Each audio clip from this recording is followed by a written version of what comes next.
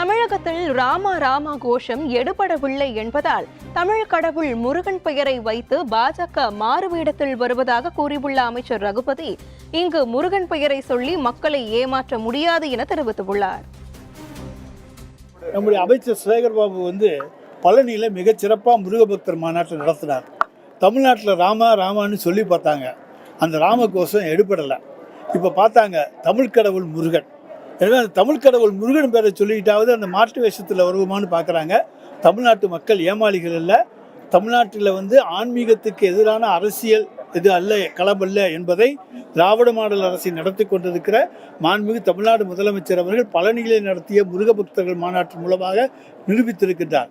அதுக்கு போட்டியாக யார் நடத்தினாலும் அதுக்கு இணையாக எதுவுமே வர முடியாது. அது போட்டியாக கருதப்படும். நிச்சயமாக தமிழ்நாட்டு மக்களை அவர்கள் முருகன் பெயரை சொல்லியும் ஏமாற்ற முடியாது.